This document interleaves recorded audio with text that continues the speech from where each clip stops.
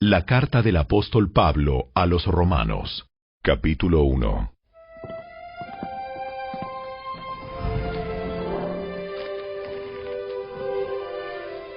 Yo, Pablo, esclavo de Cristo Jesús y elegido por Dios para ser apóstol y enviado a predicar su buena noticia, escribo esta carta.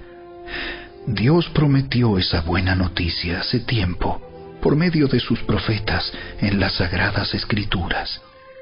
La buena noticia trata de su Hijo en su vida terrenal. Él fue descendiente del rey David y quedó demostrado que era el Hijo de Dios cuando fue resucitado de los muertos mediante el poder del Espíritu Santo. Él es Jesucristo, nuestro Señor. Por medio de Cristo, Dios nos ha dado a nosotros como apóstoles el privilegio y la autoridad de anunciar por todas partes a los gentiles lo que Dios ha hecho por ellos, a fin de que crean en Él y lo obedezcan, lo cual dará gloria a su nombre. Ustedes están incluidos entre los gentiles que fueron llamados a pertenecer a Jesucristo. Les escribo a todos ustedes, los amados de Dios que están en Roma y son llamados a ser su pueblo santo. Que Dios nuestro Padre y el Señor Jesucristo les den gracia y paz. Ante todo les digo que mediante Jesucristo le doy gracias a mi Dios por todos ustedes, porque en todas partes del mundo se habla de la fe que tienen en Él. Dios sabe cuántas veces los recuerdo en mis oraciones. Día y noche hago mención de ustedes y sus necesidades delante de Dios, a quien sirvo con todo mi corazón, anunciando la buena noticia acerca de su Hijo. Algo que siempre pido en oración es que Dios mediante se presente la oportunidad de ir por fin a verlos, pues tengo muchos deseos de visitarlos para llevarles algún don espiritual que los ayude a crecer firmes en el Señor. Cuando nos encontremos, quiero alentarlos en la fe, pero también me gustaría recibir aliento de la fe de ustedes. Quiero que sepan, amados hermanos, que me propuse muchas veces ir a visitarlos, pero hasta el momento me vi impedido. Mi deseo es trabajar entre ustedes y ver frutos espirituales, tal como he visto entre otros gentiles, pues siento una gran obligación, tanto con los habitantes del mundo civilizado como con los del resto del mundo, con los instruidos y los incultos por igual. Así que estoy ansioso por visitarlos también a ustedes que están en Roma para predicarles la buena noticia. Pues no me avergüenzo de la buena noticia acerca de Cristo, porque es poder de Dios en acción para salvar a todos los que creen, a los judíos primero y también a los gentiles. Esa buena noticia nos revela cómo Dios nos hace justos ante sus ojos, lo cual se logra del principio al fin por medio de la fe.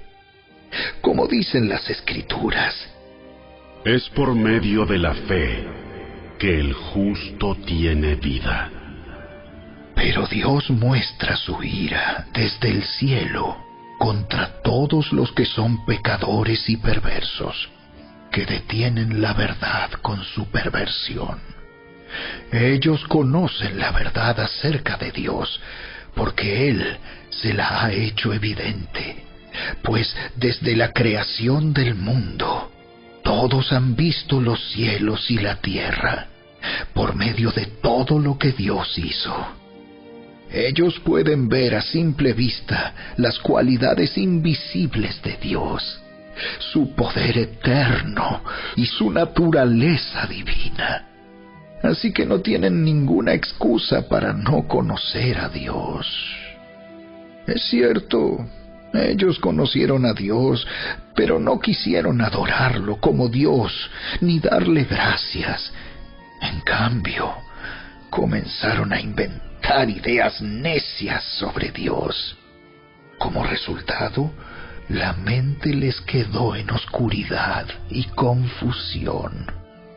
Afirmaban ser sabios, pero se convirtieron en completos necios. Y en lugar de adorar al Dios inmortal y glorioso, rindieron culto a ídolos que ellos mismos se hicieron con forma de simples mortales, de aves, de animales de 4 patas y de reptiles. Entonces Dios los abandonó para que hicieran todas las cosas vergonzosas que deseaban en su corazón. Como resultado, usaron sus cuerpos para hacerse cosas viles y degradantes entre sí.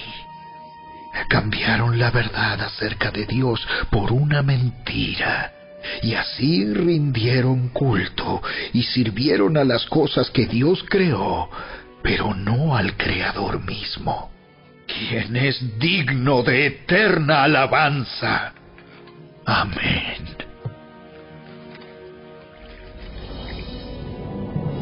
Por esa razón, Dios los abandonó a sus pasiones vergonzosas.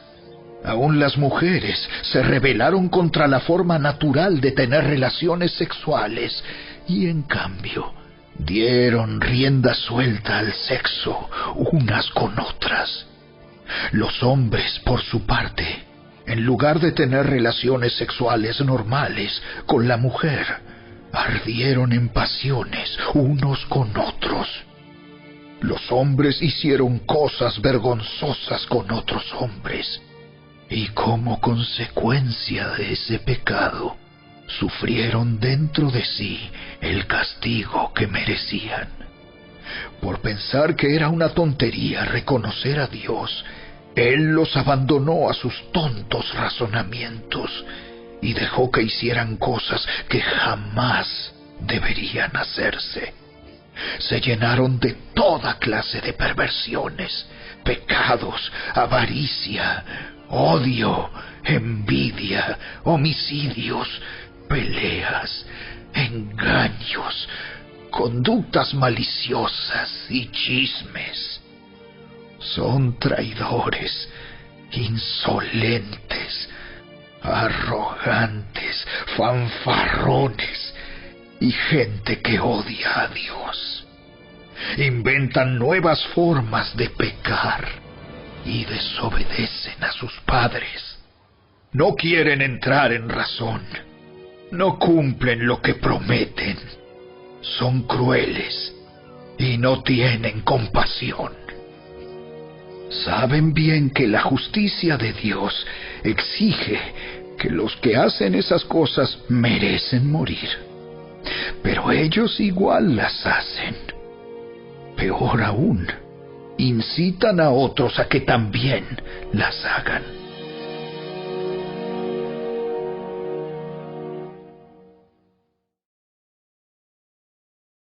Capítulo 2. Tal vez crees que puedes condenar a tales individuos, pero tu maldad es igual que la de ellos, y no tienes ninguna excusa.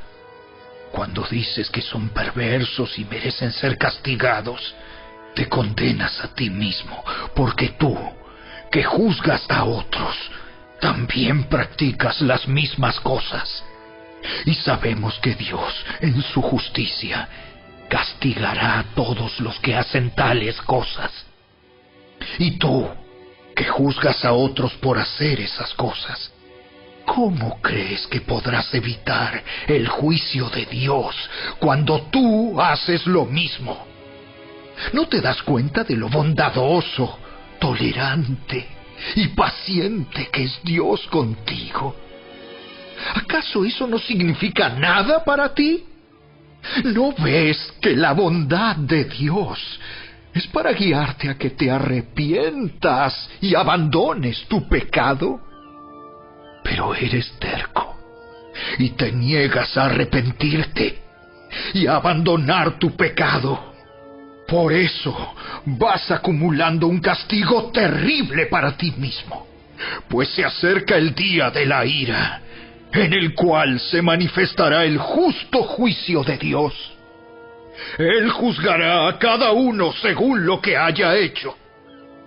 Dará vida eterna a los que siguen haciendo el bien, pues de esa manera demuestran que buscan la gloria, el honor y la inmortalidad que Dios ofrece. Pero derramará su ira y enojo sobre los que viven para sí mismos, los que se niegan a obedecer la verdad y en cambio viven entregados a la maldad. Habrá aflicción y angustia para todos los que siguen haciendo lo malo, para los judíos primero y también para los gentiles. Pero habrá gloria, honra y paz de parte de Dios para todos los que hacen lo bueno, para los judíos primero y también para los gentiles, pues Dios no muestra favoritismo. Los gentiles serán destruidos por el hecho de pecar, aunque nunca tuvieron la ley escrita de Dios, y los judíos, quienes sí tienen la ley de Dios, serán juzgados por esa ley porque no la obedecen. Pues el simple acto de escuchar la ley no nos hace justos ante Dios. Es obedecer la ley lo que nos hace justos ante sus ojos. Aún los gentiles, quienes no cuentan con la ley escrita de Dios, muestran que conocen esa ley cuando por instinto la obedecen, aunque nunca la hayan oído. Ellos demuestran que tienen la ley de Dios escrita en el corazón, porque su propia conciencia y sus propios pensamientos o los acusan, o bien les indican que están haciendo lo correcto. Y el mensaje que proclamo es que se acerca el día en que Dios juzgará por medio de Cristo Jesús la vida secreta de cada uno. Tú, que te llamas judío, confías en la ley de Dios y te jactas de tu relación especial con Él. Tú sabes lo que a Él le agrada. Sabes bien qué es lo correcto, porque se te ha enseñado su ley. Estás convencido de que eres guía para los ciegos y luz para los que andan perdidos en la oscuridad. Piensas que puedes instruir al ignorante y enseñar a los niños los caminos de Dios, pues estás seguro de que la ley de Dios te da pleno conocimiento y toda la verdad. Ahora bien, si tú enseñas a otros, ¿por qué no te enseñas a ti mismo? Predicas a otros que no se debe robar, ¿pero tú robas? Dices que está mal cometer adulterio, ¿pero tú cometes adulterio? Condenas la idolatría, ¿pero tú usas objetos robados de los templos paganos? Te sientes muy orgulloso de conocer la ley, pero deshonras a Dios al quebrantarla. No es extraño que las Escrituras digan: los gentiles blasfeman en nombre de Dios por causa de ustedes. La ceremonia judía de la circuncisión solo tiene valor si obedeces la ley de Dios. Pero si no obedeces la ley de Dios, no estás en mejor condición que un gentil incircunciso. Y si los gentiles obedecen la ley de Dios, ¿acaso Él no los considerará su propio pueblo?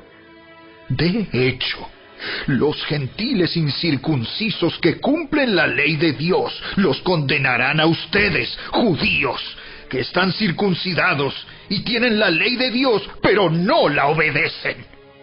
Pues no se es un verdadero judío solo por haber nacido de padres judíos, ni por haber pasado por la ceremonia de la circuncisión. No, un verdadero judío es aquel que tiene el corazón recto a los ojos de Dios. La verdadera circuncisión no consiste meramente en obedecer la letra de la ley, sino que es un cambio en el corazón, producido por el Espíritu, y una persona con un corazón transformado busca la aprobación de Dios, no la de la gente.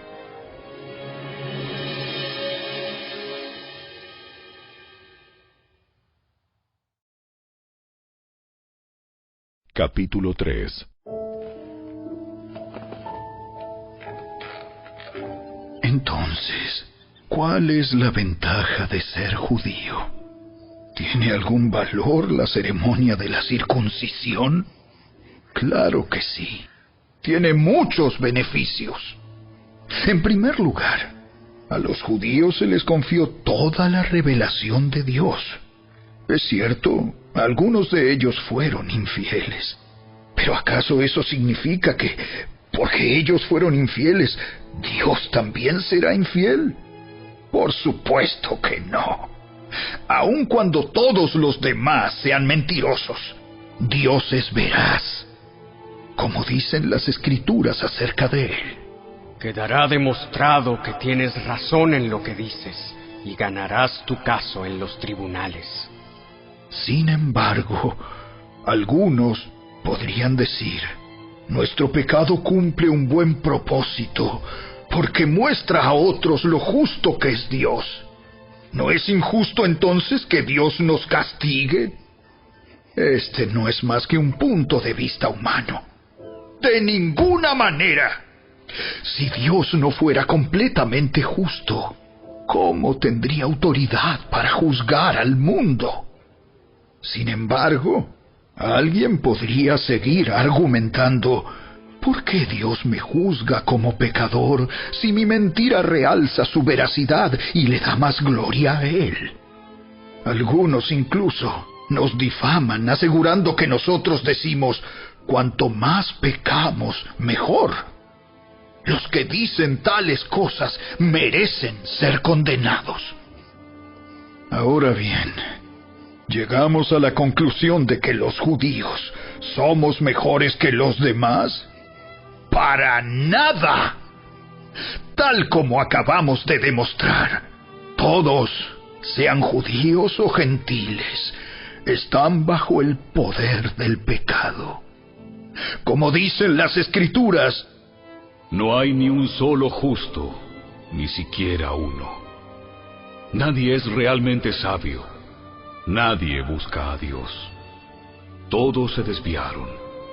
Todos se volvieron inútiles. No hay ni uno que haga lo bueno, ni uno solo. Lo que hablan es repugnante, como el mal olor de una tumba abierta. Su lengua está llena de mentiras. Veneno de serpientes gotea de sus labios. Su boca está llena de maldición y amargura. Se apresuran a matar. Siempre hay destrucción y sufrimiento en sus caminos. No saben dónde encontrar paz. No tienen temor de Dios en absoluto. Obviamente, la ley se aplica a quienes fue entregada, porque su propósito es evitar que la gente tenga excusas y demostrar que todo el mundo es culpable delante de Dios. Pues nadie llegará jamás a ser justo ante Dios por hacer lo que la ley manda. La ley sencillamente nos muestra lo pecadores que somos. Pero ahora, tal como se prometió tiempo atrás en los escritos de Moisés y de los profetas, Dios nos ha mostrado cómo podemos ser justos ante Él sin cumplir con las exigencias de la ley. Dios nos hace justos a sus ojos cuando ponemos nuestra fe en Jesucristo. Y eso es verdad para todo el que cree, sea quien fuere, pues todos hemos pecado. Nadie puede alcanzar la meta gloriosa establecida por Dios. Sin embargo, Dios nos declara justos, gratuita y bondadosamente, por medio de Cristo Jesús, quien nos liberó del castigo de nuestros pecados. Pues Dios ofreció a Jesús como el sacrificio por el pecado. Las personas son declaradas justas a los ojos de Dios cuando creen que Jesús sacrificó su vida al derramar su sangre. Ese sacrificio muestra que Dios actuó con justicia cuando se contuvo y no castigó a los que pecaron en el pasado, porque miraba hacia el futuro y de ese modo los incluiría en lo que llevaría a cabo en el tiempo presente.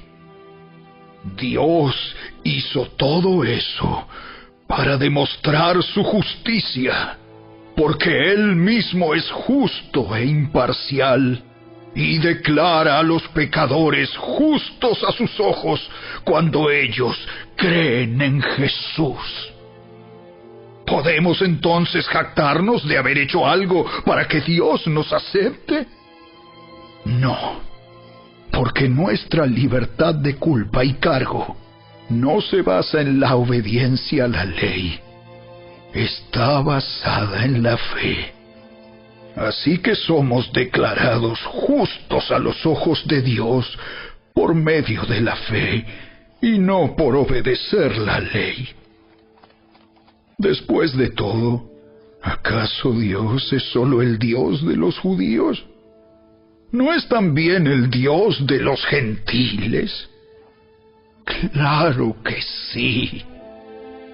Hay solo un Dios, y Él declara justos a judíos y gentiles únicamente por medio de la fe. Entonces, si hacemos énfasis en la fe, ¿eso significa que podemos olvidarnos de la ley? Por supuesto que no. De hecho, solo cuando tenemos fe, cumplimos verdaderamente la ley.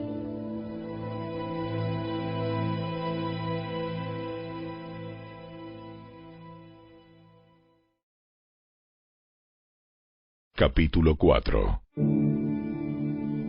Humanamente hablando, Abraham fue el fundador de nuestra nación judía. ¿Qué descubrió él acerca de llegar a ser justo ante Dios? Que si sus buenas acciones le hubieran servido para que Dios lo aceptara, habría tenido de qué jactarse. Pero esa no era la forma de actuar de Dios, pues las Escrituras nos dicen: Abraham le creyó a Dios, y Dios lo consideró justo debido a su fe. Cuando la gente trabaja, el salario que recibe no es un regalo, sino algo que se ha ganado.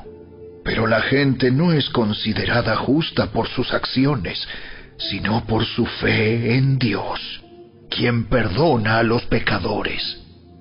David también habló de lo mismo cuando describió la felicidad de los que son declarados justos sin hacer esfuerzos para lograrlo.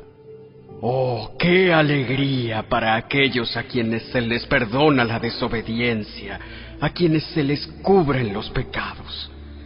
Sí, qué alegría para aquellos a quienes el Señor les borró el pecado de su cuenta. Ahora bien, ¿es esta bendición solamente para los judíos? ¿O es también para los gentiles incircuncisos?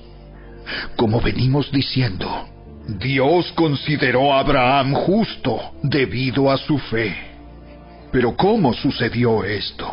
¿Se le consideró justo solo después de ser circuncidado o fue antes? Es evidente que Dios aceptó a Abraham antes de que fuera circuncidado. La circuncisión era una señal de que Abraham ya tenía fe y de que Dios ya lo había aceptado y declarado justo aún antes de que fuera circuncidado. Por lo tanto, Abraham es el padre espiritual de los que tienen fe pero no han sido circuncidados. A ellos se les considera justos debido a su fe. Y Abraham también es el padre espiritual de los que han sido circuncidados, pero solo si tienen la misma clase de fe que tenía Abraham antes de ser circuncidado. Obviamente, la promesa que Dios hizo de dar toda la tierra a Abraham y a sus descendientes no se basaba en la obediencia de Abraham a la ley, sino en una relación correcta con Dios, la cual viene por la fe. Si la promesa de Dios es solo para los que obedecen la ley, entonces la fe no hace falta y la promesa no tiene sentido. Pues la ley siempre trae castigo para los que tratan de obedecerla. La única forma de no violar la ley es no tener ninguna ley para violar. Así que la promesa se recibe por medio de la fe. Es un regalo inmerecido. Y vivamos o no de acuerdo con la ley de Moisés, todos estamos seguros de recibir esta promesa si tenemos una fe como la de Abraham, quien es el padre de todos los que creen.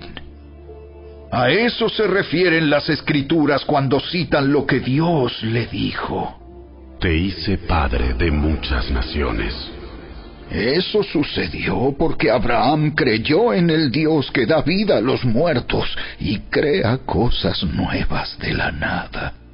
Aun cuando no había motivos para tener esperanza, Abraham siguió teniendo esperanza porque había creído en que llegaría a ser el padre de muchas naciones, pues Dios le había dicho: Esa es la cantidad de descendientes que tendrás. Y la fe de Abraham no se debilitó a pesar de que él reconocía que por tener unos 100 años de edad, su cuerpo ya estaba muy anciano para tener hijos, igual que el vientre de Sara. Abraham siempre creyó la promesa de Dios sin vacilar. De hecho, su fe se fortaleció aún más y así le dio gloria a Dios. Abraham estaba plenamente convencido de que Dios es poderoso para cumplir todo lo que promete.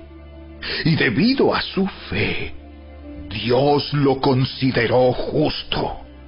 Y el hecho de que Dios lo considerara justo no fue solo para beneficio de Abraham, sino que quedó escrito también para nuestro beneficio, porque nos asegura que Dios nos considerará justos a nosotros también, si creemos en Él, quien levantó de los muertos a Jesús nuestro Señor. Él fue entregado a la muerte por causa de nuestros pecados y resucitado para hacernos justos a los ojos de Dios.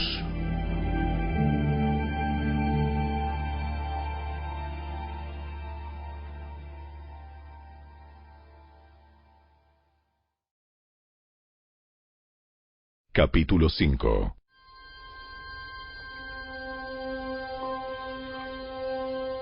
Por lo tanto, ya que fuimos declarados justos a los ojos de Dios por medio de la fe, tenemos paz con Dios gracias a lo que Jesucristo nuestro Señor hizo por nosotros. Debido a nuestra fe, Cristo nos hizo entrar en este lugar de privilegio inmerecido en el cual ahora permanecemos y esperamos con confianza y alegría participar de la gloria de Dios. También nos alegramos al enfrentar pruebas y dificultades, porque sabemos que nos ayudan a desarrollar resistencia. Y la resistencia desarrolla firmeza de carácter, y el carácter fortalece nuestra esperanza segura de salvación. Y esa esperanza no acabará en desilusión, pues sabemos con cuánta ternura nos ama Dios, porque nos ha dado el Espíritu Santo para llenar nuestro corazón con su amor. Cuando éramos totalmente incapaces de salvarnos, Cristo vino en el momento preciso y murió por nosotros, pecadores. Ahora bien, casi nadie se ofrecería a morir por una persona honrada, aunque tal vez alguien podría estar dispuesto a dar su vida por una persona extraordinariamente buena. Pero Dios mostró el gran amor que nos tiene al enviar a Cristo a morir por nosotros cuando todavía éramos pecadores. Entonces, como se nos declaró justos a los ojos de Dios por la sangre de Cristo, con toda seguridad, Él nos salvará de la condenación de Dios. Pues, como nuestra amistad con Dios quedó restablecida por la muerte de su Hijo cuando todavía éramos sus enemigos, con toda seguridad seremos salvos por la vida de su Hijo. Así que ahora podemos alegrarnos por nuestra nueva y maravillosa relación con Dios, gracias a que nuestro Señor Jesucristo nos hizo amigos de Dios. Cuando Adán pecó, el pecado entró en el mundo. El pecado de Adán introdujo la muerte, de modo que la muerte se extendió a todos, porque todos pecaron. Es cierto, la gente ya pecaba aún antes de que se entregara la ley, pero no se le tomaba en cuenta como pecado, porque todavía no existía ninguna ley para transgredir. Sin embargo, desde los tiempos de Adán hasta los de Moisés, todos murieron, incluso los que no desobedecieron un mandamiento explícito de Dios como lo hizo Adán. Ahora bien, Adán es un símbolo, una representación de Cristo, quien aún tenía que venir. Pero hay una gran diferencia entre el pecado de Adán y el regalo del favor inmerecido de Dios. Pues el pecado de un solo hombre, Adán, trajo muerte a muchos. Pero aún más grande es la gracia maravillosa de Dios y el regalo de su perdón para muchos por medio de otro hombre, Jesucristo. Y el resultado del regalo del favor inmerecido de Dios es muy diferente de la consecuencia del pecado de ese primer hombre. Pues el pecado de Adán llevó a la condenación, pero el regalo de Dios nos lleva a ser declarados justos a los ojos de Dios, a pesar de que somos culpables de muchos pecados. Pues el pecado de un solo hombre, Adán, hizo que la muerte reinara sobre muchos. Pero aún más grande es la gracia maravillosa de Dios y el regalo de su justicia, porque todos los que lo reciben vivirán en victoria sobre el pecado y la muerte por medio de un solo hombre, Jesucristo. Así es, un solo pecado de Adán trae condenación para todos. Pero un solo acto de justicia de Cristo trae una relación correcta con Dios y vida nueva para todos. Por uno solo que desobedeció a Dios, muchos pasaron a ser pecadores. Pero por uno solo que obedeció a Dios, muchos serán declarados justos. La ley de Dios fue entregada para que toda la gente se diera cuenta de la magnitud de su pecado, Pero mientras más pecaba la gente, más abundaba la gracia maravillosa de Dios. Entonces, así como el pecado reinó sobre todos y los llevó a la muerte, ahora reina en cambio la gracia maravillosa de Dios, la cual nos pone en la relación correcta con Él y nos da como resultado la vida eterna por medio de Jesucristo, nuestro Señor.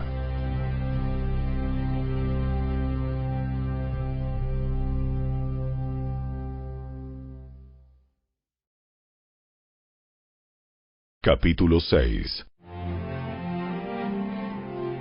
Ahora bien, ¿deberíamos seguir pecando para que Dios nos muestre más y más su gracia maravillosa? Por supuesto que no. Nosotros hemos muerto al pecado. Entonces, ¿cómo es posible que sigamos viviendo en pecado? ¿O acaso olvidaron que cuando fuimos unidos a Cristo Jesús en el bautismo, nos unimos a Él en su muerte? Pues hemos muerto y fuimos sepultados con Cristo mediante el bautismo. Y tal como Cristo fue levantado de los muertos por el poder glorioso del Padre, ahora nosotros también podemos vivir una vida nueva. Dado que fuimos unidos a Él en su muerte, también seremos resucitados como Él. Sabemos que nuestro antiguo ser pecaminoso fue crucificado con Cristo para que el pecado perdiera su poder en nuestra vida. Ya no somos esclavos del pecado, pues cuando morimos con Cristo, fuimos liberados del poder del pecado. Y dado que morimos con Cristo, sabemos que también viviremos con Él. Estamos seguros de eso, porque Cristo fue levantado de los muertos y nunca más volverá a morir. La muerte ya no tiene ningún poder sobre Él. Cuando Él murió, murió una sola vez, a fin de quebrar el poder del pecado. Pero ahora que Él vive, vive para la gloria de Dios. Así también ustedes deberían considerarse muertos al poder del pecado y vivos para Dios por medio de Cristo Jesús. No permitan que el pecado controle la manera en que viven. No caigan ante los deseos pecaminosos. No dejen que ninguna parte de su cuerpo se convierta en un instrumento del mal para servir al pecado. En cambio, entréguense completamente a Dios, porque antes estaban muertos, pero ahora tienen una vida nueva. Así que usen todo su cuerpo como un instrumento para hacer lo que es correcto para la gloria de Dios. El pecado ya no es más su amo, porque ustedes ya no viven bajo las exigencias de la ley. En cambio, viven en la libertad de la gracia de Dios. Ahora bien, ¿eso significa que podemos seguir pecando porque la gracia de Dios nos ha liberado de la ley? Claro que no. ¿No se dan cuenta de que uno se convierte en esclavo de todo lo que decide obedecer? Uno puede ser esclavo del pecado, lo cual lleva a la muerte, o puede decidir obedecer a Dios, lo cual lleva a una vida recta. Antes ustedes eran esclavos del pecado, pero gracias a Dios, ahora obedecen de todo corazón la enseñanza que les hemos dado. Ahora son libres de la esclavitud del pecado y se han hecho esclavos de la vida recta. Uso la ilustración de la esclavitud para ayudarlos a entender todo esto, porque la naturaleza humana de ustedes es débil.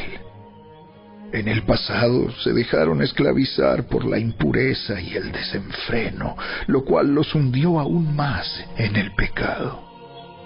Ahora deben entregarse como esclavos a la vida recta para llegar a ser santos.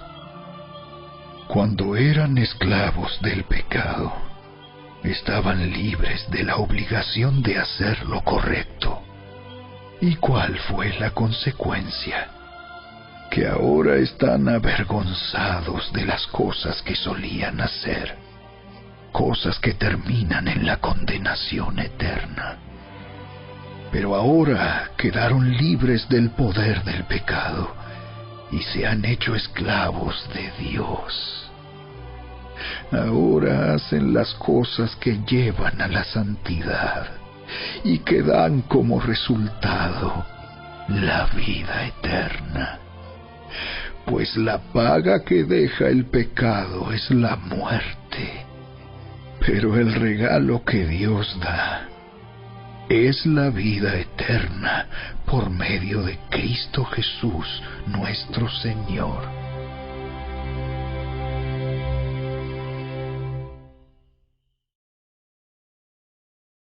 Capítulo 7. Ahora bien, amados hermanos, ustedes que conocen la ley, ¿no saben que la ley se aplica solo mientras una persona está viva? Por ejemplo, cuando una mujer se casa, la ley la une a su marido mientras él viva. Pero si él muere, las leyes del matrimonio ya no se aplican a ella. Así que mientras su marido viva, ella cometería adulterio si se casara con otro hombre. Pero si el esposo muere, ella queda libre de esa ley y no comete adulterio cuando se casa de nuevo. Por lo tanto, mis amados hermanos, la cuestión es la siguiente. Ustedes murieron al poder de la ley cuando murieron con Cristo, y ahora están unidos a aquel que fue levantado de los muertos. Como resultado, podemos producir una cosecha de buenas acciones para Dios. Cuando vivíamos controlados por nuestra vieja naturaleza, los deseos pecaminosos actuaban dentro de nosotros, y la ley despertaba esos malos deseos que producían una cosecha de acciones pecaminosas, las cuales nos llevaban a la muerte. Pero ahora fuimos liberados de la ley porque morimos a ella y ya no estamos presos de su poder. Ahora podemos servir a Dios, no según el antiguo modo que consistía en obedecer la letra de la ley, sino mediante uno nuevo, el de vivir en el Espíritu.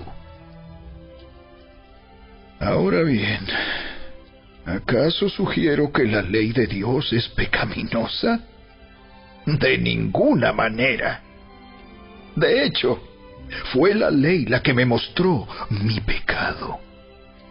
Yo nunca hubiera sabido que codiciar es malo si la ley no dijera: no codicies.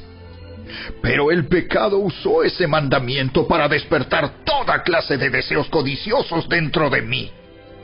Si no existiera la ley, el pecado no tendría ese poder. Hubo un tiempo en que viví sin entender la ley. Sin embargo, cuando aprendí, por ejemplo, el mandamiento de no codiciar, el poder del pecado cobró vida, y yo morí. Entonces me di cuenta de que los mandatos de la ley que supuestamente traían vida, trajeron en cambio muerte espiritual. El pecado se aprovechó de esos mandatos y me engañó. Usó los mandatos para matarme. Sin embargo, la ley en sí misma es santa, y sus mandatos son santos, rectos y buenos. Pero ¿cómo puede ser? ¿Acaso la ley que es buena provocó mi muerte? Por supuesto que no. El pecado usó lo que era bueno a fin de lograr mi condena de muerte. Por eso, podemos ver qué terrible es el pecado. Se vale de los buenos mandatos de Dios para lograr sus propios fines malvados. Por lo tanto, el problema no es con la ley, porque la ley es buena y espiritual. El problema está en mí, porque soy demasiado humano, un esclavo del pecado. Realmente no me entiendo a mí mismo, porque quiero hacer lo que es correcto, pero no lo hago. En cambio, hago lo que odio. Pero si yo sé que lo que hago está mal, eso demuestra que estoy de acuerdo con que la ley es buena. Entonces, no soy yo el que hace lo que está mal, sino el pecado que vive en mí. Yo sé que en mí, es decir, en mi naturaleza pecaminosa, no existe nada bueno. Quiero hacer lo que es correcto, pero no puedo. Quiero hacer lo que es bueno, pero no lo hago. No quiero hacer lo que está mal, pero igual lo hago. Ahora, si hago lo que no quiero hacer, realmente no soy yo el que hace lo que está mal, sino el pecado que vive en mí. He descubierto el siguiente principio de vida, que cuando quiero hacer lo que es correcto, no puedo evitar hacer lo que está mal. Amo la ley de Dios con todo mi corazón, pero hay otro poder dentro de mí que está en guerra con mi mente. Ese poder me esclaviza al pecado que todavía está dentro de mí. Soy un pobre desgraciado. ¿Quién me libertará de esta vida dominada por el pecado y la muerte? ¡Gracias a Dios! La respuesta está en Jesucristo, nuestro Señor. Así que ya ven, en mi mente de verdad quiero obedecer la ley de Dios, pero a causa de mi naturaleza pecaminosa, soy esclavo del pecado.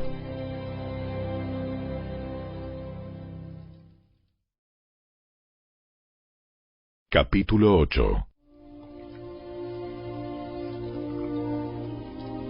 Por lo tanto, ya no hay condenación para los que pertenecen a Cristo Jesús. Y porque ustedes pertenecen a Él, el poder del Espíritu que da vida los ha libertado del poder del pecado que lleva a la muerte. La ley de Moisés no podía salvarnos, porque nuestra naturaleza pecaminosa es débil. Así que Dios hizo lo que la ley no podía hacer. Él envió a su propio Hijo en un cuerpo como el que nosotros los pecadores tenemos. Y en ese cuerpo, mediante la entrega de su Hijo como sacrificio por nuestros pecados, Dios declaró el fin del dominio que el pecado tenía sobre nosotros. Lo hizo para que se cumpliera totalmente la exigencia justa de la ley a favor de nosotros, que ya no seguimos a nuestra naturaleza pecaminosa, sino que seguimos al Espíritu. Los que están dominados por la naturaleza pecaminosa piensan en cosas pecaminosas, pero los que son controlados por el Espíritu Santo piensan en las cosas que agradan al Espíritu. Por lo tanto, permitir que la naturaleza pecaminosa les controle la mente lleva a la muerte. Pero permitir que el Espíritu les controle la mente lleva a la vida y a la paz. Pues la naturaleza pecaminosa es enemiga de Dios siempre. Nunca obedeció las leyes de Dios y jamás lo hará. Por eso, los que todavía viven bajo el dominio de la naturaleza pecaminosa nunca pueden agradar a Dios. Pero ustedes, no están dominados por su naturaleza pecaminosa. Son controlados por el Espíritu, si el Espíritu de Dios vive en ustedes. Y recuerden que los que no tienen al Espíritu de Cristo en ellos, de ninguna manera pertenecen a Él. Y Cristo vive en ustedes. Entonces, aunque el cuerpo morirá por causa del pecado, el Espíritu les da vida, porque ustedes ya fueron declarados justos a los ojos de Dios. El Espíritu de Dios, quien levantó a Jesús de los muertos, vive en ustedes. Y así como Dios levantó a Cristo Jesús de los muertos, Él dará vida a sus cuerpos mortales mediante el mismo Espíritu, quien vive en ustedes. Por lo tanto, amados hermanos, no están obligados a hacer lo que su naturaleza pecaminosa los incita a hacer, pues si viven obedeciéndola, morirán. Pero si mediante el poder del Espíritu hacen morir las acciones de la naturaleza pecaminosa, vivirán. Pues todos los que son guiados por el Espíritu de Dios son hijos de Dios. Y ustedes no han recibido un espíritu que los esclavice al miedo. En cambio, recibieron el Espíritu de Dios cuando Él los adoptó como sus propios hijos. Ahora lo llamamos Abba, Padre, pues su Espíritu se une a nuestro espíritu para confirmar que somos hijos de Dios. Así que como somos sus hijos, también somos sus herederos. De hecho, somos herederos junto con Cristo de la gloria de Dios. Pero si vamos a participar de su gloria, también debemos participar de su sufrimiento. Sin embargo, lo que ahora sufrimos no es nada comparado con la gloria que Él nos revelará más adelante, pues toda la creación espera con anhelo el día futuro en que Dios revelará quiénes son verdaderamente sus hijos. Contra su propia voluntad, toda la creación quedó sujeta a la maldición de Dios. Sin embargo, con gran esperanza, la creación espera el día en que será liberada de la muerte y la descomposición, y se unirá a la gloria de los hijos de Dios. Pues sabemos que hasta el día de hoy, toda la creación gime de angustia como si tuviera dolores de parto. Y los creyentes también gemimos, aunque tenemos al Espíritu Santo en nosotros como una muestra anticipada de la gloria futura, porque anhelamos que nuestro cuerpo sea liberado del pecado y el sufrimiento. Nosotros también deseamos con una esperanza ferviente que llegue el día en que Dios nos dé todos nuestros derechos como sus hijos adoptivos, incluido el nuevo cuerpo que nos prometió. Recibimos esa esperanza cuando fuimos salvos. Si uno ya tiene algo, no necesita esperarlo. Pero si deseamos algo que todavía no tenemos, debemos esperar con paciencia y confianza. Además, el Espíritu Santo nos ayuda en nuestra debilidad. Por ejemplo, nosotros no sabemos qué quiere Dios que le pidamos en oración, pero el Espíritu Santo ora por nosotros con gemidos que no pueden expresarse con palabras. Y el Padre, quien conoce cada corazón, sabe lo que el Espíritu dice, porque el Espíritu intercede por nosotros, los creyentes, en armonía con la voluntad de Dios. Y sabemos que Dios hace que todas las cosas cooperen para el bien de quienes lo aman y son llamados según el propósito que Él tiene para ellos. Pues Dios conoció a los suyos de antemano y los eligió para que llegaran a ser como su Hijo, a fin de que su hijo fuera el hijo mayor de muchos hermanos. Después de haberlos elegido, Dios los llamó para que se acercaran a Él, y una vez que los llamó, los puso en la relación correcta con Él. Y luego de ponerlos en la relación correcta con Él, les dio su gloria. ¿Qué podemos decir acerca de cosas tan maravillosas como estas? Si Dios está a favor de nosotros, ¿quién podrá ponerse en nuestra contra?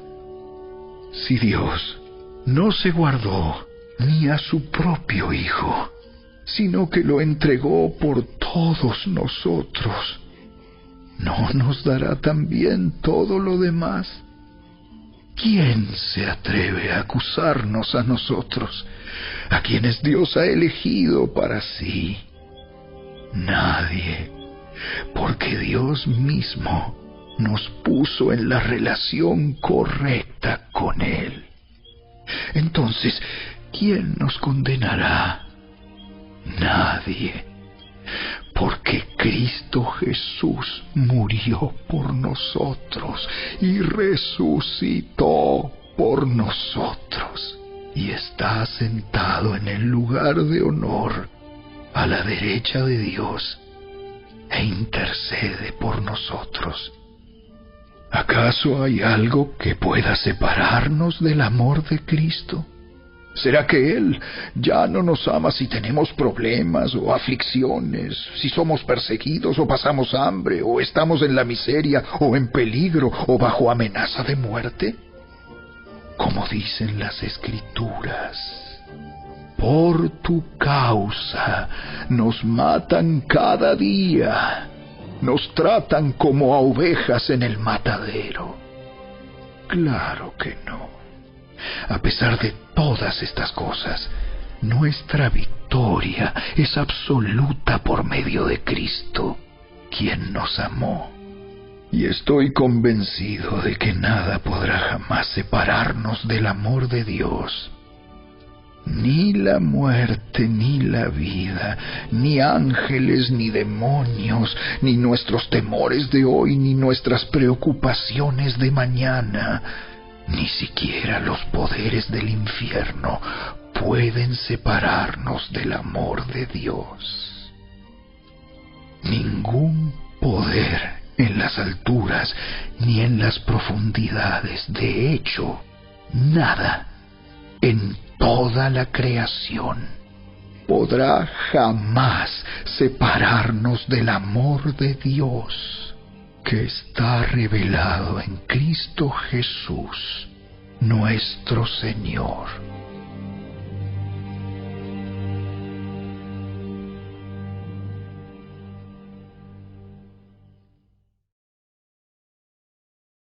Capítulo 9. Con Cristo de testigo, hablo con toda veracidad. Mi conciencia y el Espíritu Santo lo confirman. Tengo el corazón lleno de amarga tristeza e infinito dolor por mi pueblo, mis hermanos judíos. Yo estaría dispuesto a vivir bajo maldición para siempre, separado de Cristo, si eso pudiera salvarlos. Ellos son el pueblo de Israel, elegidos para ser los hijos adoptivos de Dios. Él les reveló su gloria, hizo pactos con ellos y les entregó su ley. Les dio el privilegio de adorarlo y de recibir sus promesas maravillosas. Abraham, Isaac y Jacob son los antepasados de los israelitas, y Cristo mismo era israelita en cuanto a su naturaleza humana. Y Él es Dios, el que reina sobre todas las cosas, y es digno de eterna alabanza. Amén. Ahora bien, ¿acaso Dios no cumplió su promesa a Israel? No, porque no todos los que nacen en la nación de Israel son en verdad miembros del pueblo de Dios. Ser descendientes de Abraham no los hace verdaderos hijos de Abraham, pues las Escrituras dicen: Isaac es el hijo mediante el cual procederán tus descendientes. Aunque Abraham también tuvo otros hijos, eso significa que no todos los descendientes naturales de Abraham son necesariamente hijos de Dios. Solo los hijos de la promesa son considerados hijos de Abraham, pues Dios había prometido: Volveré dentro de 1 año, y Sara tendrá un hijo. Ese hijo fue nuestro antepasado Isaac. Cuando se casó con Rebeca, ella dio a luz mellizos. Sin embargo, antes de que nacieran, antes de que pudieran hacer algo bueno o malo, ella recibió un mensaje de Dios. Este mensaje demuestra que Dios elige a la gente según sus propósitos. Él llama a las personas, pero no según las buenas o malas acciones que haya hecho. Se le dijo: Tu hijo mayor servirá a tu hijo menor. Como dicen las Escrituras: Tendré misericordia de quien yo quiera, y mostraré compasión con quien yo quiera. ¿Estamos diciendo entonces que Dios fue injusto? Por supuesto que no. Pues Dios le dijo a Moisés: Amé a Jacob, pero rechacé a Esaú. Por lo tanto, es Dios quien decide tener misericordia. No depende de nuestro deseo, ni de nuestro esfuerzo, pues las Escrituras cuentan que Dios le dijo al faraón: Te he designado con el propósito específico de exhibir mi poder en ti y dar a conocer mi fama por toda la tierra. Así que, como ven, Dios decide tener misericordia de algunos y también decide endurecer el corazón de otros para que se nieguen a escuchar. Ahora bien, ustedes podrían decir: ¿por qué Dios culpa a las personas por no responder? ¿Acaso no hicieron sencillamente lo que Él les exige que hagan? No, no digan eso. ¿Quién eres tú, simple ser humano, para discutir con Dios? ¿Acaso el objeto creado puede preguntarle a su creador: ¿por qué me has hecho así? Cuando un alfarero hace vasijas de barro, ¿no tiene derecho a usar del mismo trozo de barro para hacer una vasija de adorno y otra para arrojar basura? De la misma manera, aunque Dios tiene el derecho de mostrar su enojo y su poder, Él es muy paciente con aquellos que son objeto de su enojo, los que están destinados para destrucción. Lo hace para que las riquezas de su gloria brillen con mucha más intensidad sobre aquellos a quienes les tiene misericordia, los que preparó de antemano para gloria. Y nosotros estamos entre los que Él eligió, ya sea del grupo de los judíos o de los gentiles. Con respecto a los gentiles, Dios dice en la profecía de Oseas: A los que no eran mi pueblo, ahora los llamaré mi pueblo. Llamaré a los que antes no amaba. Y también dice: En el lugar donde se les dijo: Ustedes no son mi pueblo, allí serán llamados hijos del Dios viviente. Con respecto a Israel, el profeta Isaías clamó: Aunque los hijos de Israel son tan numerosos como la arena a la orilla del mar, solo un remanente se salvará, pues el Señor ejecutará su sentencia sobre la tierra, sin demora y de manera terminante. Y lo mismo dijo Isaías en otro lugar. Si el Señor de los ejércitos celestiales no hubiera perdonado la vida a unos cuantos de nuestros hijos, habríamos sido exterminados como Sodoma y destruidos como Gomorra. ¿Qué significa todo esto? Aunque los gentiles no trataban de seguir las normas de Dios, fueron declarados justos a los ojos de Dios. Y eso sucedió por medio de la fe. Pero los hijos de Israel, que se esforzaron tanto en cumplir la ley para llegar a ser justos ante Dios, nunca lo lograron. ¿Por qué no? Porque trataban de hacerse justos ante Dios por cumplir la ley en lugar de confiar en Él. Tropezaron con la gran piedra en su camino. Dios se lo advirtió en las Escrituras cuando dijo: Pongo en Jerusalén una piedra que hace tropezar a muchos, una roca que los hace caer. Pero todo el que confíe en Él jamás será avergonzado.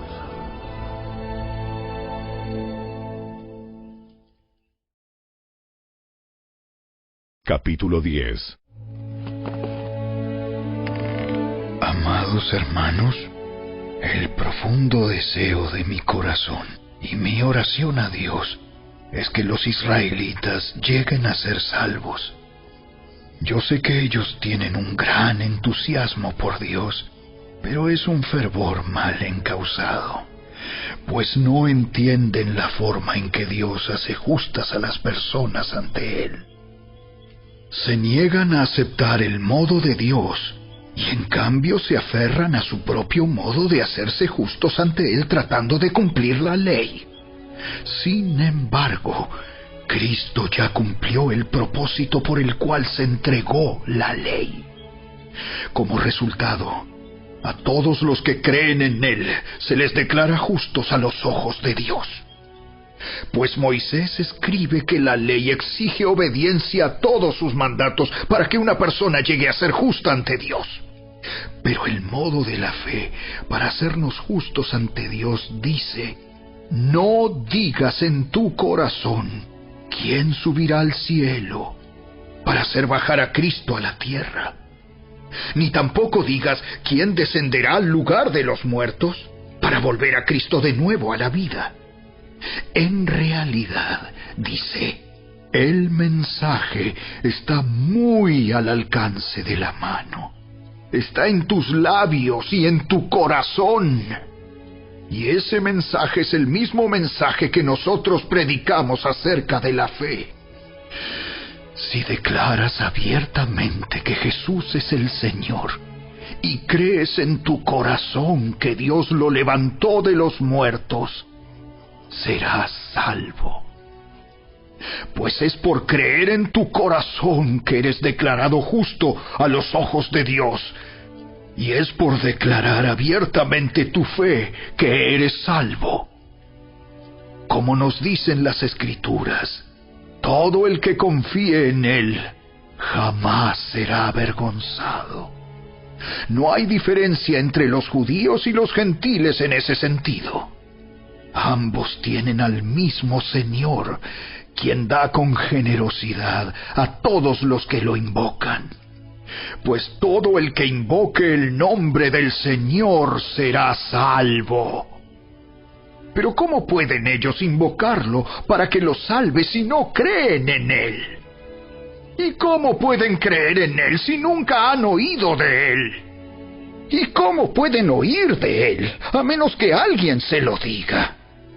¿Y cómo irá alguien a contarles sin ser enviado? Por eso, las Escrituras dicen: ¡qué hermosos son los pies de los mensajeros que traen buenas noticias! Sin embargo, no todos aceptan la buena noticia, porque el profeta Isaías dijo: Señor, ¿quién ha creído nuestro mensaje? Así que la fe viene por oír, es decir, por oír la buena noticia acerca de Cristo. Pero pregunto, ¿de verdad el pueblo de Israel oyó el mensaje? Claro que sí. El mensaje se ha difundido por toda la tierra y sus palabras por todo el mundo. Vuelvo a preguntar, ¿entendió realmente el pueblo de Israel? Por supuesto que sí, pues incluso en el tiempo de Moisés, Dios dijo: despertaré sus celos con un pueblo que ni siquiera es una nación. Provocaré su enojo por medio de gentiles insensatos. Luego Isaías habló audazmente de parte de Dios y dijo: Me encontraron personas que no me buscaban. Me mostré a los que no preguntaban por mí. Pero con respecto a Israel, Dios dijo: todo el día les abrí mis brazos, pero ellos fueron desobedientes y rebeldes.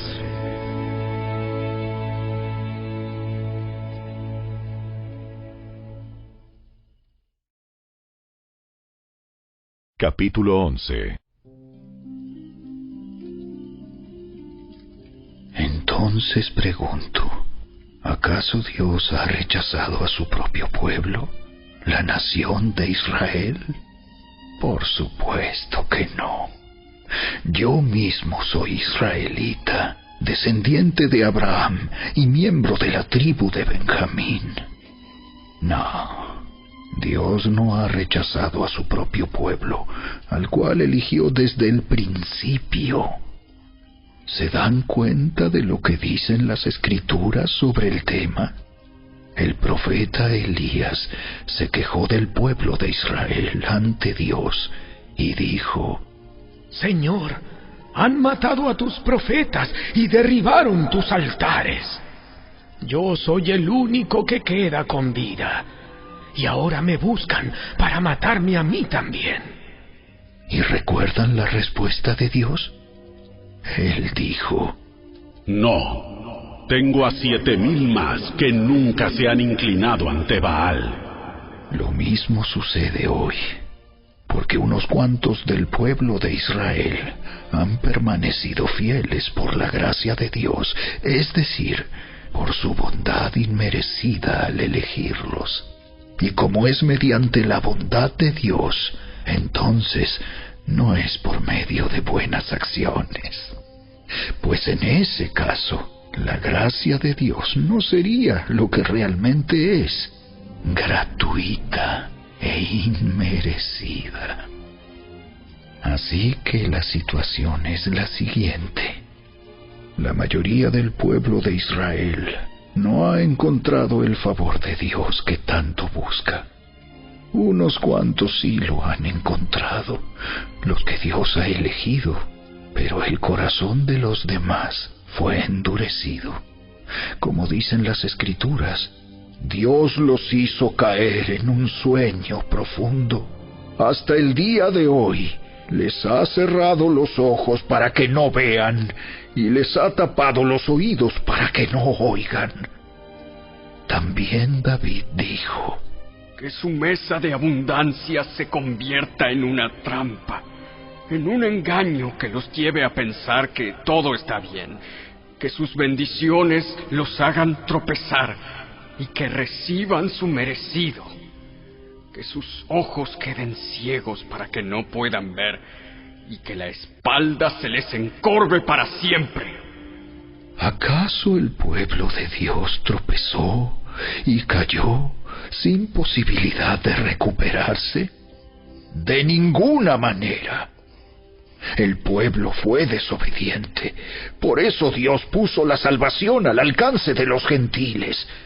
Sin embargo, Él quería que su propio pueblo sintiera celos y la reclamara para sí. Ahora bien, si los gentiles fueron enriquecidos porque los israelitas rechazaron la oferta de salvación de Dios, Imagínense cuánto más grande será la bendición para el mundo cuando ellos por fin la acepten. Menciono todo lo anterior especialmente para ustedes, los gentiles. Dios me designó apóstol a los gentiles. Pongo énfasis en esto porque, de alguna manera, quiero hacer que los hijos de Israel sientan celos de lo que tienen ustedes los gentiles, y entonces yo pueda salvar a algunos de ellos.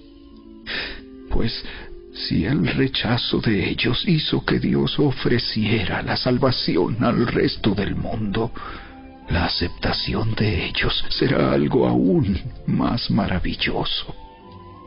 Será vida para los que estaban muertos.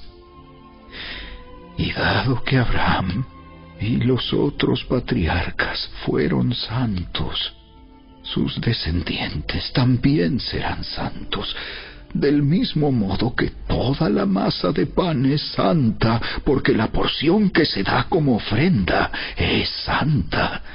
Pues si las raíces del árbol son santas, las ramas también lo serán. Algunas ramas del árbol de Abraham, algunos del pueblo de Israel, han sido arrancadas, y ustedes, los gentiles, que eran ramas de un olivo silvestre, fueron injertados. Así que ahora ustedes también reciben la bendición que Dios prometió a Abraham y a sus hijos, con lo cual comparten con ellos el alimento nutritivo que proviene de la raíz del olivo especial de Dios. Así que no se jacten de haber sido injertados para reemplazar a las ramas que fueron arrancadas. Ustedes son solo una rama, no son la raíz. Tal vez digas, bueno, esas ramas fueron arrancadas para darme lugar a mí. Es cierto, pero recuerda, esas ramas fueron arrancadas porque no creyeron en Cristo. Y tú estás allí porque sí crees.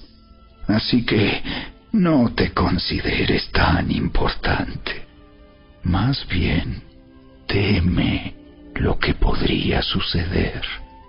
Pues si Dios no perdonó a las ramas originales, tampoco te perdonará a ti.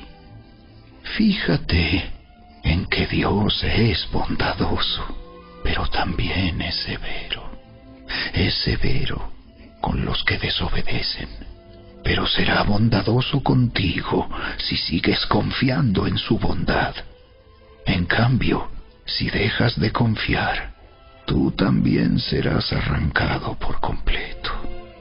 Y si el pueblo de Israel abandona su incredulidad, volverá a ser injertado, pues Dios tiene poder para volver a injertarlo en el árbol. Tú, por naturaleza, eras una rama cortada de un olivo silvestre.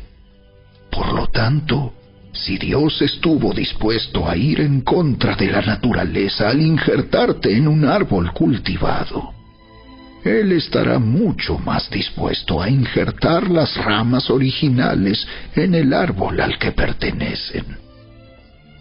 Mis amados hermanos, quiero que entiendan este misterio, para que no se vuelvan orgullosos de ustedes mismos. Parte del pueblo de Israel tiene el corazón endurecido. Pero eso solo durará hasta que se complete el número de gentiles que aceptarán a Cristo. Y entonces todo Israel será salvo, como dicen las Escrituras. El que rescata vendrá de Jerusalén y apartará a Israel de la maldad. Y mi pacto con ellos es que quitaré sus pecados. Muchos del pueblo de Israel ahora son enemigos de la buena noticia.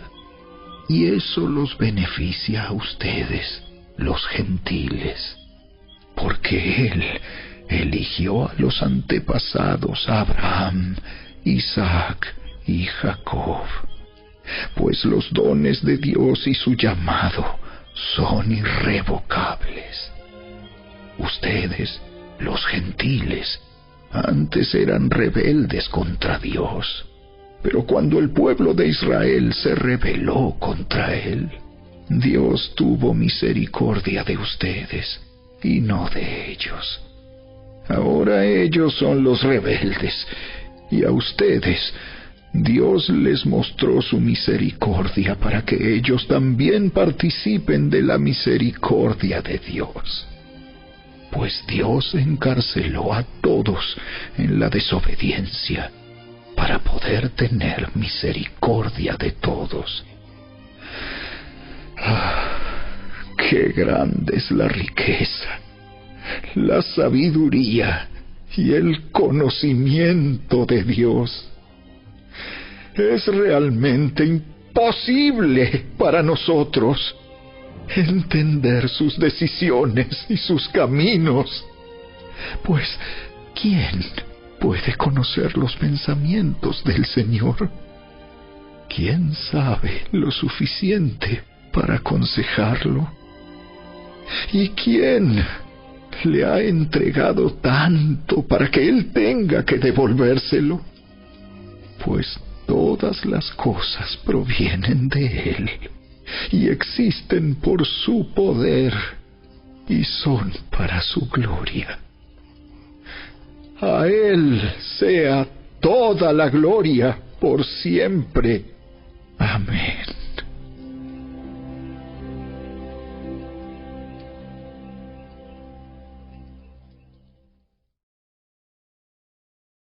Capítulo 12. Por lo tanto, amados hermanos, les ruego que entreguen su cuerpo a Dios por todo lo que Él ha hecho a favor de ustedes. Que sea un sacrificio vivo y santo, la clase de sacrificio que a Él le agrada. Esa es la verdadera forma de adorarlo. No imiten las conductas ni las costumbres de este mundo. Más bien dejen que Dios los transforme en personas nuevas al cambiarles la manera de pensar. Entonces aprenderán a conocer la voluntad de Dios para ustedes, la cual es buena, agradable y perfecta. Basado en el privilegio y la autoridad que Dios me ha dado, le advierto a cada uno de ustedes lo siguiente: ninguno se crea mejor de lo que realmente es. Sean realistas al evaluarse a ustedes mismos. Háganlo según la medida de fe que Dios les haya dado. Así como nuestro cuerpo tiene muchas partes y cada parte tiene una función específica, el cuerpo de Cristo también. Nosotros somos las diversas partes de un solo cuerpo y nos pertenecemos unos a otros. Dios, en su gracia, nos ha dado dones diferentes para hacer bien determinadas cosas. Por lo tanto, si Dios te dio la capacidad de profetizar, habla con toda la fe que Dios te haya concedido. Si tu don es servir a otros, sírvelos bien. Si eres maestro, enseña bien. Si tu don consiste en animar a otros, anímalos. Si tu don es dar, hazlo con generosidad. Si Dios te ha dado la capacidad de liderar, toma la responsabilidad en serio. Y si tienes el don de mostrar bondad a otros, hazlo con gusto. No finjan amar a los demás. Ámenlos de verdad. Aborrezcan lo malo. Aférrense a lo bueno. Ámense unos a otros con un afecto genuino y deleítense al honrarse mutuamente.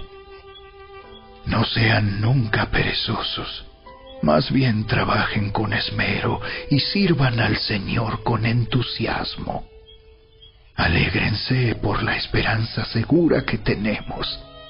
Tengan paciencia en las dificultades y sigan orando.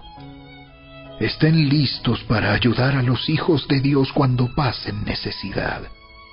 Estén siempre dispuestos a brindar hospitalidad.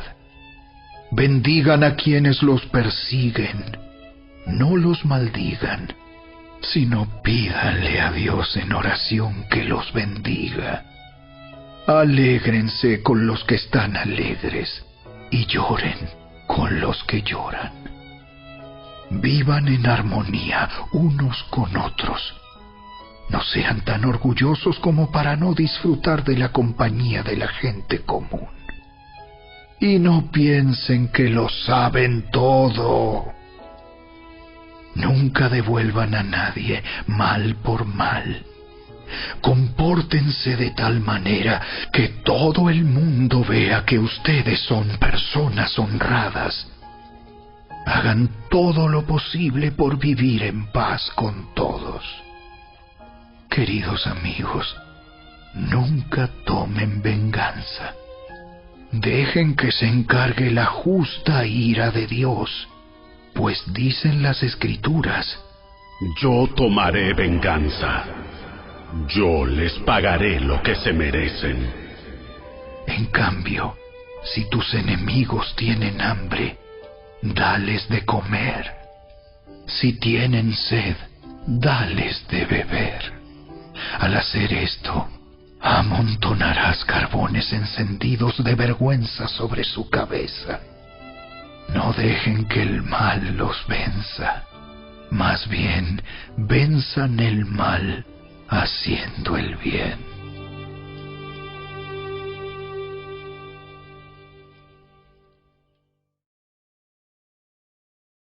Capítulo 13.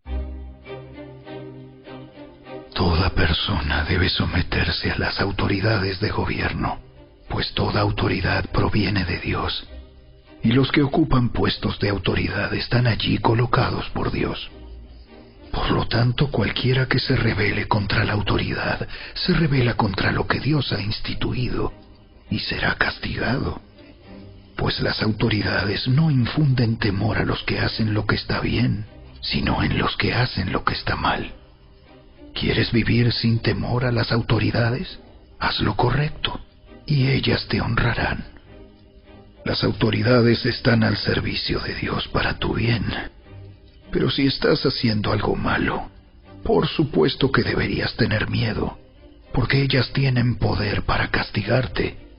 Están al servicio de Dios para cumplir el propósito específico de castigar a los que hacen lo malo. Por eso tienes que someterte a ellas, no solo para evitar el castigo, sino para mantener tu conciencia limpia. Por esas mismas razones, también paguen sus impuestos, pues los funcionarios de gobierno necesitan cobrar su sueldo. Ellos sirven a Dios con lo que hacen.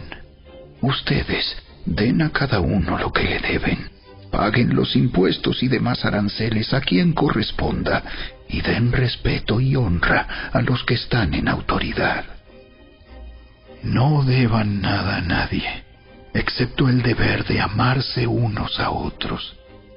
Si aman a su prójimo, cumplen con las exigencias de la ley de Dios, pues los mandamientos dicen: no cometas adulterio, no cometas asesinato, no robes, no codicies. Estos y otros mandamientos semejantes se resumen en uno solo: ama a tu prójimo como a ti mismo. El amor no hace mal a otros. Por eso el amor cumple con las exigencias de la ley de Dios. Esto es aún más urgente, porque ustedes saben que es muy tarde. El tiempo se acaba. Despierten, porque nuestra salvación ahora está más cerca que cuando recién creímos. La noche ya casi llega a su fin. El día de la salvación amanecerá pronto. Por eso, dejen de lado sus actos oscuros, como si se quitaran ropa sucia, y pónganse la armadura resplandeciente de la vida recta. Ya que nosotros pertenecemos al día, vivamos con decencia a la vista de todos. No participen en la oscuridad de las fiestas desenfrenadas y de las borracheras, ni vivan en promiscuidad sexual e inmoralidad, ni se metan en peleas, ni tengan envidia. Más bien, vístanse con la presencia del Señor Jesucristo y no se permitan pensar en formas de complacer los malos deseos.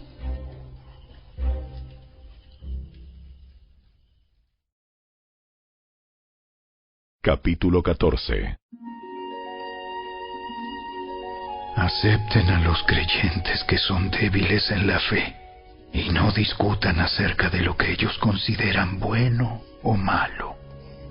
Por ejemplo, un creyente piensa que está bien comer de todo, pero otro creyente, con una conciencia sensible, come solo verduras. Los que se sienten libres para comer de todo no deben menospreciar a los que no sienten la misma libertad. Y los que no comen determinados alimentos no deben juzgar a los que sí los comen, porque a esos hermanos Dios los ha aceptado. ¿Quién eres tú para juzgar a los sirvientes de otro?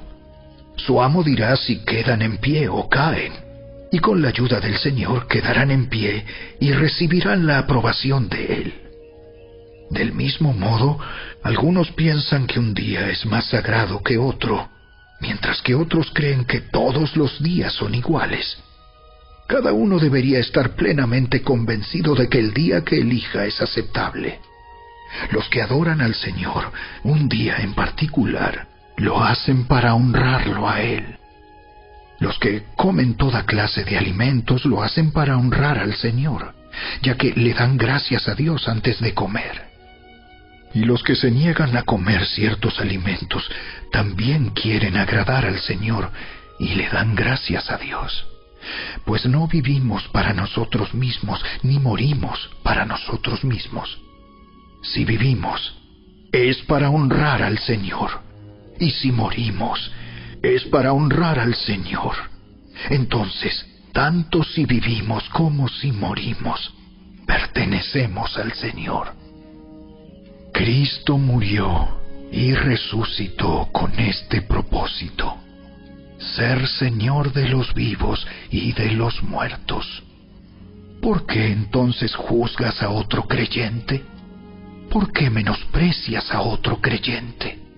Recuerda que todos estaremos delante del tribunal de Dios, pues dicen las Escrituras: tan cierto como que yo vivo, toda rodilla se doblará ante mí, y toda lengua declarará lealtad a Dios. Es cierto, cada uno de nosotros tendrá que responder por sí mismo ante Dios. Así que dejemos de juzgarnos unos a otros. Por el contrario, propónganse vivir de tal manera que no causen tropiezo ni caída a otro creyente. Yo sé y estoy convencido por la autoridad del Señor Jesús que ningún alimento en sí mismo está mal. Pero si alguien piensa que está mal comerlo, entonces para esa persona está mal. Si otro creyente se angustia por lo que tú comes, entonces no actúas con amor si lo comes. No permitas que lo que tú comes destruya a alguien por quien Cristo murió. Entonces no serás criticado por hacer algo que tú crees que es bueno. Pues el reino de Dios no se trata de lo que comemos o bebemos, sino de llevar una vida de bondad, paz y alegría en el Espíritu Santo. Si tú sirves a Cristo con esa actitud, agradarás a Dios y también tendrás la aprobación de los demás. Por lo tanto, procuremos que haya armonía en la iglesia y tratemos de edificarnos unos a otros. No destruyas la obra de Dios a causa de lo que comes, Recuerda que todos los alimentos están permitidos. Lo malo es comer algo que haga tropezar a otro. Es mejor no comer carne, ni beber vino, ni hacer ninguna otra cosa que pudiera causar que otro creyente tropiece. Tal vez crees que no hay nada malo en lo que haces, pero manténlo entre tú y Dios. Benditos son los que no se sienten culpables por hacer algo que han decidido que es correcto. Pero si tienes dudas acerca de si debes o no comer algo en particular, entonces es pecado comerlo, pues no eres fiel a tus convicciones. Si haces algo que crees que está mal, pecas.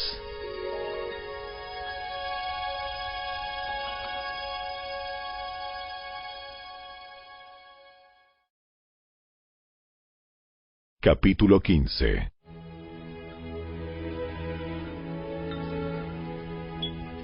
Los que somos fuertes debemos tener consideración de los que son sensibles a este tipo de cosas. No debemos agradarnos solamente a nosotros mismos. Deberíamos ayudar a otros a hacer lo que es correcto y edificarlos en el Señor, pues ni siquiera Cristo vivió para agradarse a sí mismo. Como dicen las Escrituras, los insultos de aquellos que te insultan, oh Dios, han caído sobre mí. Tales cosas se escribieron hace tiempo en las Escrituras para que nos sirvan de enseñanza, y las Escrituras nos dan esperanza y ánimo mientras esperamos con paciencia hasta que se cumplan las promesas de Dios. Que Dios, quien da esa paciencia y ese ánimo, los ayude a vivir en plena armonía unos con otros, como corresponde a los seguidores de Cristo Jesús.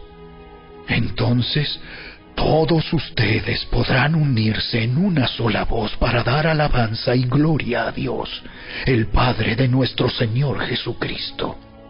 Por lo tanto, acéptense unos a otros, tal como Cristo los aceptó a ustedes, para que Dios reciba la gloria. Recuerden que Cristo vino a servir a los judíos para demostrar que Dios es fiel a las promesas que les hizo a los antepasados de ellos. También vino para que los gentiles le dieran la gloria a Dios por la misericordia que Él tuvo con ellos.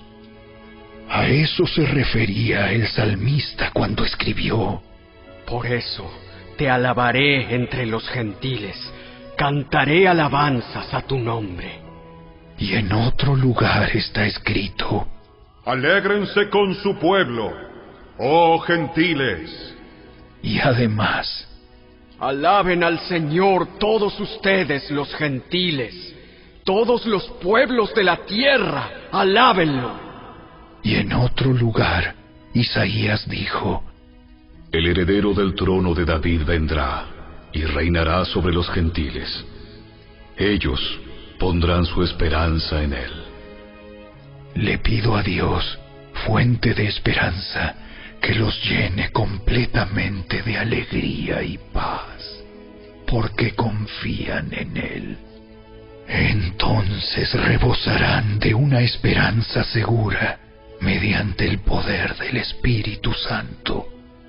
Mis amados hermanos, estoy plenamente convencido de que ustedes están llenos de bondad.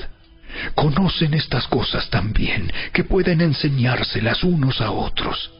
Aún así, me atreví a escribirles sobre algunos de estos temas porque sé que lo único que necesitan es recordarlos, pues por la gracia de Dios, soy un mensajero especial de Cristo Jesús, enviado a ustedes los gentiles.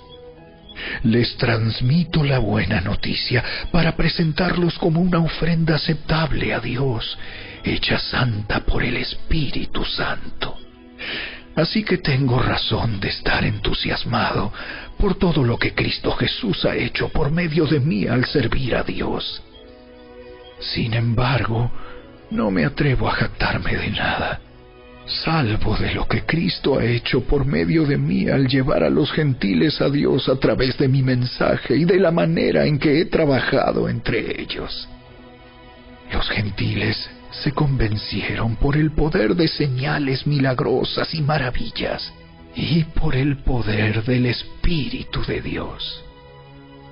De esa manera presenté con toda plenitud la buena noticia de Cristo desde Jerusalén hasta llegar a la región del Ilírico. Mi gran aspiración siempre ha sido predicar la buena noticia donde nunca antes se ha oído el nombre de Cristo, y no donde otro ya ha comenzado una iglesia. He seguido el plan que mencionan las Escrituras, donde dice: los que nunca se enteraron de él, verán, y los que nunca oyeron de él, entenderán. De hecho, mi visita a ustedes se demoró tanto, precisamente porque estuve predicando en esos lugares. Ahora que terminé mi trabajo en estas regiones, y después de todos estos largos años de espera, tengo muchos deseos de ir a verlos. Estoy pensando viajar a España. Cuando lo haga, me detendré en Roma, y luego de disfrutar de la compañía de ustedes por un breve tiempo, podrán ayudarme con lo necesario para mi viaje. Sin embargo, antes de visitarlos, debo ir a Jerusalén para llevar una ofrenda a los creyentes de allí.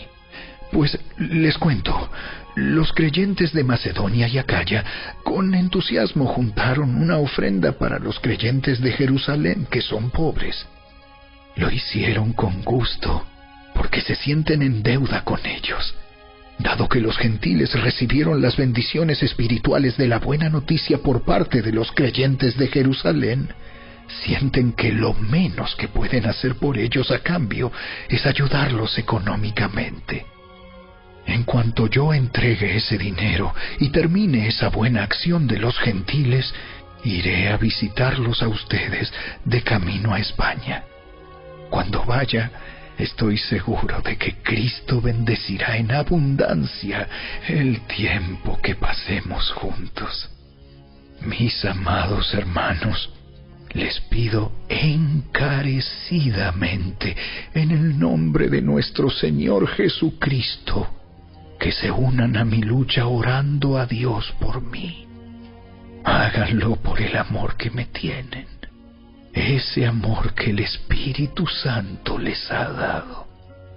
Pídanle que me libre de los que están en Judea, que se niegan a obedecer a Dios. Pídanle también que los creyentes de allí estén dispuestos a aceptar la ofrenda que llevo a Jerusalén. Entonces, por la voluntad de Dios, podré ir a verlos con un corazón alegre y nos alentaremos unos a otros. Y que Dios, quien nos da su paz, esté con todos ustedes. Amén.